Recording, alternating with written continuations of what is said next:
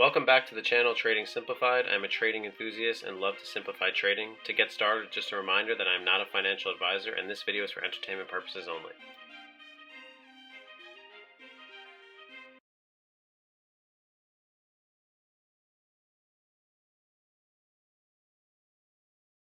Welcome back to the channel. Today I just want to talk about stop losses and how important they are if you're going to day trade.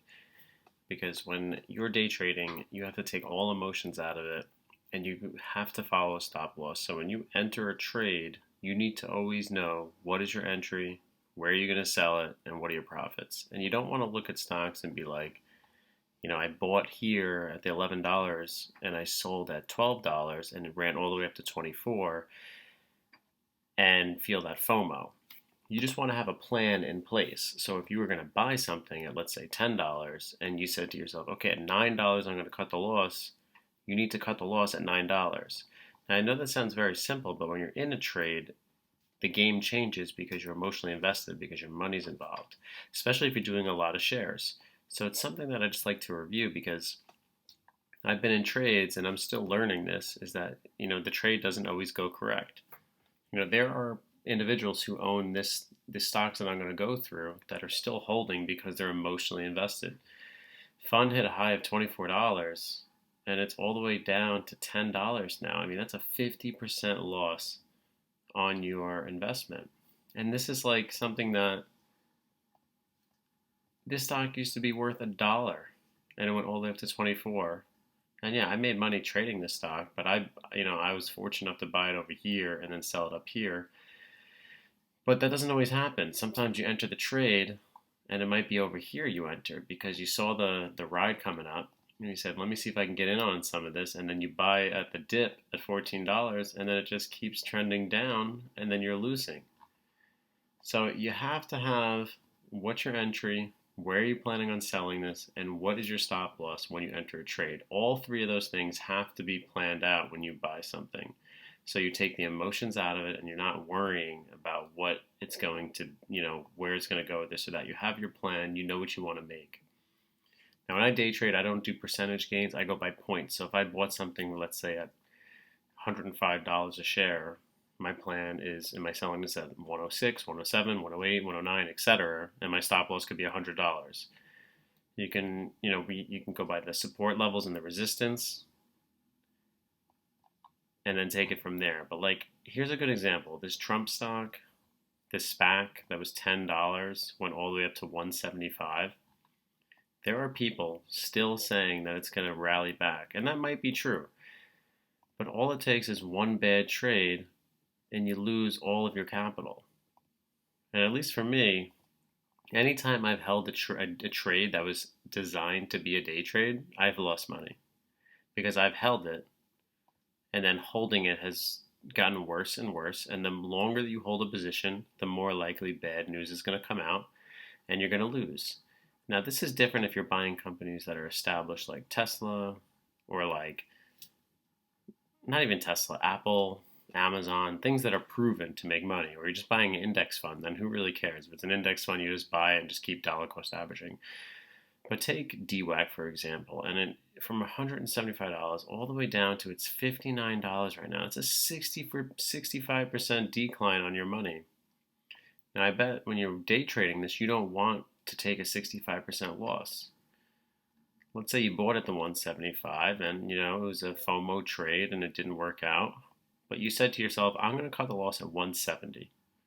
So you cut the loss at 170, you're only taking a 2.8% loss compared to, I'll hold on to it, it's sold off, and then it goes to 110, and then you say, it'll get a bounce. Then the next day comes by, which is what happens, and instead of 2% loss, you're down 66% of your investment. So this is just another example. I'm just bringing up another one because I have a friend who owns this stock and he always talks about how it's going to go back up. But it's simply just hoping and praying. And I'm not perfect. I've made these mistakes. I've held on to stocks that have sold off. Let me give a good example of one. I once bought this stock at $30. And let me show you what happened because I held on to it and I lost way more money than I should have because I held on to the stock. Now, it's wild because It looks like a decent stock if you just bought it right here, right? I decided to buy it. This is like earlier in the year, but I bought this stock, and this is why I'm saying this, because it's always good to reiterate this because I still make the same mistakes every now and then. I bought the stock at like $33, and it sold off to like right away. It sold off from $33. Where am I? Right here. I tried to buy the dip. It hit a high of 37. I was like, let me buy the dip. I bought the dip here at $33, and what did it do? It took weeks, and all it did was slowly sell off from $33 all the way down to $20. And instead of, in my head, when I bought it at $33, I was gonna take the stop loss at 32. I was stubborn, held on to it, and I ended up selling at $27 because I couldn't take it anymore. And that was even waiting too long. So I took a 6-point loss instead of just taking a 1-point loss and then maybe get a better entry. And then it went all the way down to $19 and then eventually came back, but I would have to wait like 6 months, and it's no guarantee that it ever comes back. There are some stocks that will just completely sell off and not come back. And that's why if you're going to day trade, you can't hold on. You have to just make a decision to yourself that when I buy this, I know what my entry is, I know what my exit is, and if things go south, I am going to sell and take the loss. Because anytime I've held, I always kick myself. Good example is SNDL. This stock went up to like $4. On what? This company makes no money. And I always day trade them, but I'm not going to hold them. If I'm wrong, I'm going to take the loss. I mean, this the stock. I only have it from $2.88, but went all the way down. I can't even bring it that low, to be honest. Hold on. Went all the way down to like 66 cents. It's not even going to let me. But it's like you're taking like these monster losses. And the whole point of what I'm bringing it up is you can't have hope when you're day trading. You can use the technical indicators like I've shown in my previous videos, the RSI, to buy the dip. But sometimes it just keeps dipping. And these are great examples. The RSI down here was 94 cents. A month or two later, it's still down. It goes down 20 more cents. And look, it's like never recovered. It had one nice little pop to 125, and then look, 71 cents. It's just been hanging out here. Now it's like in the 66 range. So I just want to reiterate, when you're buying stocks, you're day trading, you have to follow the stop loss, and you just can't pray it comes back. I mean, that's like buying AMC at $70 and saying it's going to come back. Well, you bought the high, and it might go up like GameStop, but like, why would you want to invest all of you're just emotionally invested at that point if you're going to buy something that was originally intended to be a day trade, and then you're going to just hold on to it. So if you're wrong, you cut the loss and you take the loss. Let me give you an example. I made a really good amount of money today on I forgot what stock it was. I posted it earlier today, but more importantly, I was trading PLTR today. And after that trade, I decided to short PLTR. And short means that you are going to bet that the stock goes down. So I decided to short them, and it was bad. I decided to short them at 25.40. And look, this is a time where if I held, it actually would have worked out. But I bought them at 25.4. And I told myself it gets to 25.6, I'm going to take my loss because I can't take that chance of it continuing to go up. So I bought at 25.4. I risked up to, let's see here, 25.6 would have been a 0.76% loss. And then I was going to try to sell them down to $25.10. So I was trying to make 40 cents, but I was risking 20 cents. So you can see my entries at 25.4. I'm trying to make a profit at 25.1. And I'm going to take my loss if it goes 25.6. So I covered, I took my loss. And yes, I would have, I guess, broke even if I would have just held the trade.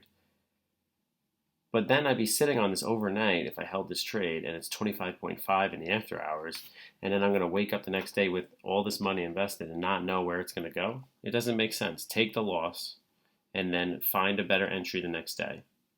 And that's all I really want to say, because when it comes to stop losses, another example of a bad trade I had was I bought Tesla.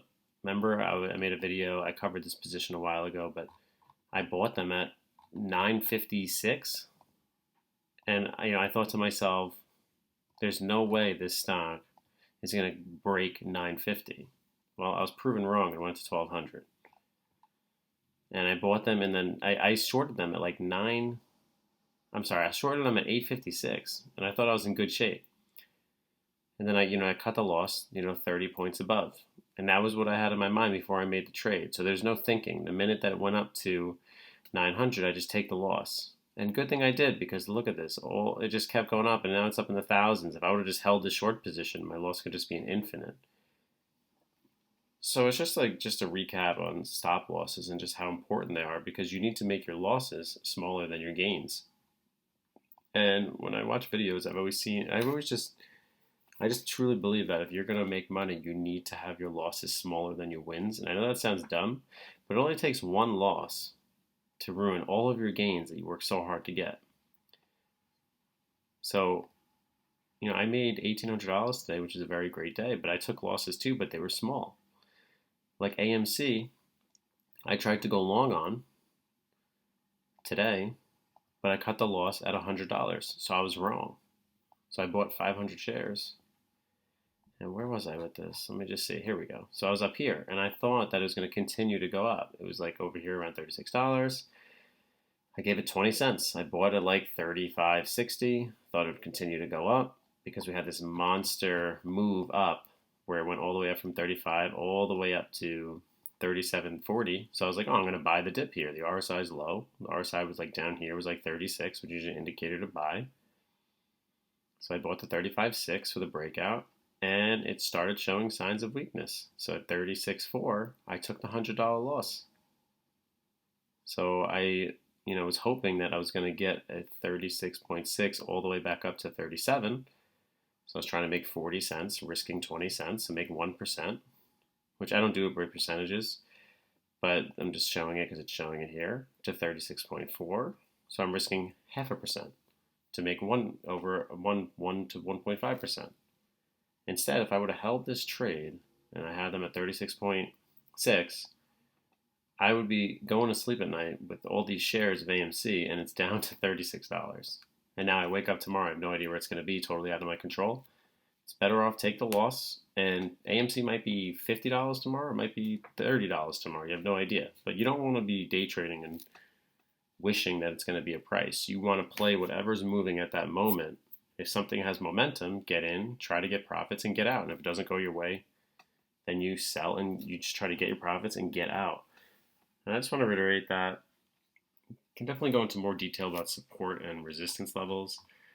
It's definitely, you need that when you're trying to buy dips and using the RSI, etc. But, there are times where you buy, like, the RSI is low here and you make a nice little trade. But, this isn't even look how low this RSI was. Just less than 18, and you didn't even get, it went to 0.66 to 0.65. Sometimes you use these indicators and they don't work, and that's why you have to follow your stop loss, because you don't know if it's going to work out. Just my 2 cents. It's something I've been doing over the year where I go up and down in my P&L, because, one bad day, it just wipes out so many good days of gains. So just want to pass that on. Always remember to follow your stop loss.